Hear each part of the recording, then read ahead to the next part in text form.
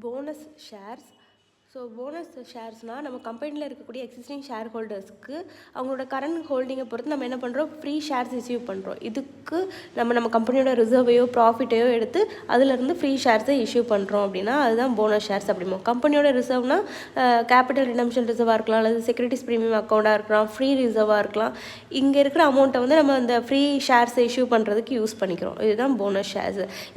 இதை கவர்ன் பண்ணக்கூடிய ப்ரொவிஷன்ஸ் பார்க்கும்போது section 63 of companies act 2013, rule 14 of companies rule 2014 and listed கம்பெனியாக இருந்ததுன்னா செபியோட கைட்லைன்ஸும் அப்ளிகபிள் ஆகும். அண்ட் இங்கே வந்து கண்டிஷன்ஸ்னால் என்னென்னா, நம்ம கம்பெனியில் எப்போவும் போனஸ் ஷேர் இஷ்யூ பண்ணலான்னா நம்ம கம்பெனியோட ஏஓஏல அதை மென்ஷன் பண்ணியிருக்கணும் அண்ட் போர்டு ரெசல்யூஷன் பாஸ் பண்ணணும். நம்ம கம்பெனியில் சஃபிஷியன்ட் ரிசர்வ் இருக்கணும். அண்ட் நம்ம இஷ்யூ பண்ணுறோன்னு சொன்னதுக்கப்புறம் அதை வித்ட்ரா பண்ண முடியாது இஷ்யூ பண்ணதுக்கப்புறமா. அண்டு நம்ம கம்பெனி வந்து எந்த ஒரு டிஃபால்ட்டும் பண்ணியிருக்கக்கூடாது, இன்ட்ரெஸ்ட் பே பண்ணுறதுல அந்த மாதிரி. அப்படின்னா நம்ம கம்பெனி வந்து போனஸ் ஷேர்ஸ் இஷ்யூ பண்ணலாம். இங்கே ஃபார்ம்ஸ்ன்னு பார்க்கும்போது அலாட்மெண்ட்லேருந்து 30 டேஸ்க்குள்ளே ரிட்டன் ஆஃப் அலாட்மெண்ட் ஃபைல் பண்ணணும், PAS 3 ஃபார்ம் அது. அண்ட் ஆனுவல் ரிட்டனுக்கு MGT 7 ஃபார்ம் ஃபைல் பண்ணணும்.